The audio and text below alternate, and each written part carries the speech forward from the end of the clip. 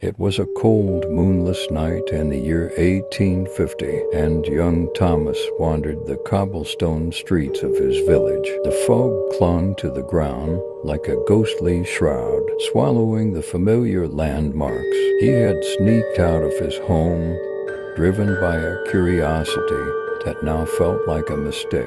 The lantern he carried flickered weakly, its light barely cutting through the thick darkness. As he walked deeper into the twisting alleys, the shadows began to shift and whisper. At first, he thought it was just the wind playing tricks on his mind, but the whispers grew louder, more insistent. They called his name in voices that sounded both ancient and childlike, beckoning him further into the labyrinth of the streets. The fog thickened, and soon Thomas could no longer tell which way he had come. Panic set in as he realized he was hopelessly lost. The whispers became laughter, cruel and mocking, echoing off the stone walls. He tried to run, but the streets seemed to change and twist before his eyes, leading him in circles. Then he saw them figures cloaked in darkness, their eyes glowing like embers in the night.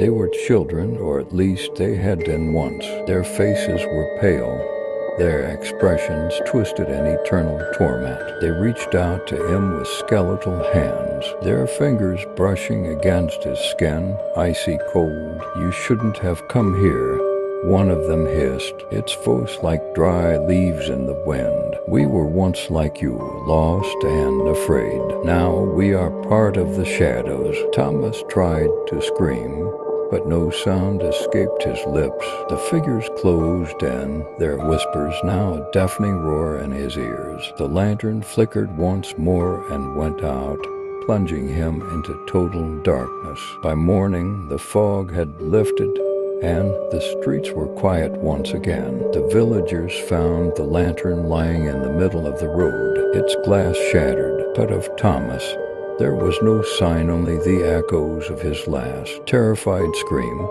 now part of the whispers that haunted the night.